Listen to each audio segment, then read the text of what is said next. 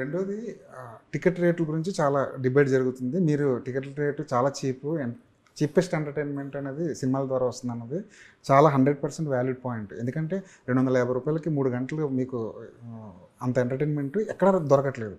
కానీ ఇక్కడ పాయింట్ చేసేది ఏంటంటే థియేటర్కి వెళ్ళిన తర్వాత పాప్కార్న్ రేట్లు డ్రింక్ రేట్లు ఎక్కువైపోయినాయి. అది ఒక కామన్ మ్యాన్ దాన్ని మోయగలడు అన్నది పాయింట్ కదా. సార్ కామన్ మ్యాన్ ఏంటండి, నేను మోయలేను. ఒక రోజు నేను F1కి వెళ్ళినప్పుడు నేను నా ఈపీ 2-3 సినిమాకి వెళ్తే 2 పాప్కార్న్ ఒక రెడ్ బుల్ షుగర్ ఫ్రీ తీసుకోమంటే 1210 చెప్పారు. ఏంటి ఏం ఆర్డర్ చేసావన్న, ఇలా చేసింది ఇంతే అన్న. సో మేమే సడన్గా బిల్లు చెప్పేటప్పుడు నాకు నవ్వుతుంది, ఏం ఆర్డర్ చేసావన్న. ఏం లేదండి మనం ఆ 2 పాప్కార్న్ రెడ్ బుల్లే చెప్పామన్న. అది కానీ బిల్లు నన్ను ఏం చేయమంటారు.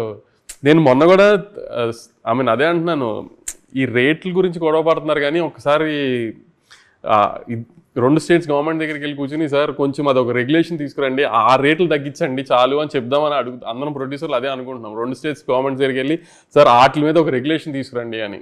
మీరు నిజంగానే టికెట్ రేట్లు మర్చిపోండి సార్, ఈ పైరసీ కూడా మర్చిపోండి.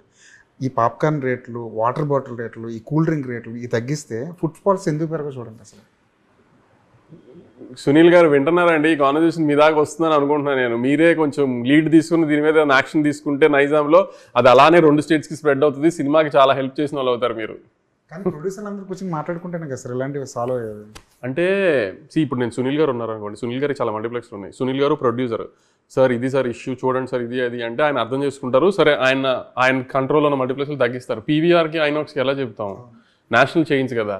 వాడు ఏంటంటే హైదరాబాద్లో తగ్గిస్తే నేను బాంబేలో తగ్గించాలి, ఢిల్లీలో తగ్గించాలి, ఆయన నాకు అలా చెప్తారు చాటపారదం. అది అందుకని మనం చెప్తే అయ్యే పనులు కదా అవన్నీ, గవర్నమెంట్ రెగ్యులేషన్స్ రావాలి వాటికి. సో అందుకని 2 స్టేట్ గవర్నమెంట్స్తో ఒక్కసారి అది సార్ట్ చేయగలిగితే నెక్స్ట్ 6 monthsలో అదే ట్రై చేస్తున్నాము. అవి సార్ట్ చేసి ఒక రెగ్యులేషన్ తీసుకొస్తే మా స్టేట్స్లో ఇంతే అమ్మాలి అని గవర్నమెంట్ చెప్పితే సచ్చినట్టు వింటారు కదా.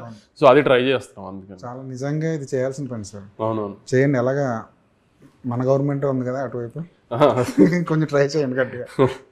రెండోది మన గవర్నమెంట్ అని కాదు, గవర్నమెంట్ ఎవరిదని కాదు. ఇప్పుడు కళ్యాణ్ గారు అక్కడ ఉండటం వలన ఒక ప్రాబ్లం చెబితే ఈజీగా అర్థమవుతుంది కళ్యాణ్ గారికి, కాబట్టి సినిమా మనిషి కాబట్టి. సో ఆయన ఆ స్విఫ్ట్ యాక్షన్ ఉంటుంది ఆయన సైడ్ నుంచి. సో అందుకని మనం ఈజీగా మూవ్ చేయొచ్చు. అది ఇక్కడ రేవంత్ రెడ్డి గారు కూడా ఇప్పుడు FDCలో రాజుగారు ఉండటం వలన రేవంత్ రెడ్డి గారికి కూడా ఈజీ కమ్యూనికేషన్ వెళ్ళిపోతుంది, సీఎం గారు కూడా ఈజీగా డెసిషన్ తీసుకోగలుగుతారు. సో అందుకని అంత తొందరగా అది మూవ్ చేయడానికి ట్రై చేస్తాం అంతే. అలా తొందరగా మూవ్ చేయాలంటే ప్రొడ్యూసర్లు అందరూ కూర్చొని మాట్లాడుకోవాలి కదా. అసలు అలాంటి యూనిటీయే లేదని అల్లు అరవింద్ గారు వాపోతున్నారు. యూనిటీ లేదు కొంతవరకు. ఎందుకంటే ఇక్కడ ఏమవుతుందంటే మీరు అన్నట్టు ప్రొడ్యూసర్లు అందరూ కూర్చుంటాం వేరు, ప్రొడ్యూసర్ డిస్ట్రిబ్యూటర్ కూర్చుంటాం వేరు, ప్రొడ్యూసర్ డిస్ట్రిబ్యూటర్ ఎగ్జిబ్యూటర్ కూర్చుంటాం వేరు. ఇక్కడ ఏమవుతుందంటే ఉన్న 10 మంది ప్రొడ్యూసర్లు అదే ప్రొడ్యూసర్ కొంతమంది డిస్ట్రిబ్యూటర్లుగా ఉంటున్నారు, కొంతమంది ఎగ్జిబ్యూటర్లుగా కూడా ఉంటున్నారు. అక్కడ ఇప్పుడు నేను ప్రొడ్యూసర్గా చెప్పే కొన్ని పాయింట్స్ ఎగ్జిబిటర్గా కూడా ఉన్న ప్రొడ్యూసర్కి నచ్చపోవచ్చు. సో ఈ కైండ్ ఆఫ్ చిన్న డిస్టర్బెన్సెస్ మాలో ఉన్నాయి. కానీ ఇప్పుడు ఇండస్ట్రీ ఉన్న పరిస్థితి ప్రకారం so we have overcome all those and అందరం ఒక డెసిషన్కి వస్తున్నాం. So as early as possible అవన్నీ ఒక రిఫార్మ్కి ట్రై చేస్తున్నాం.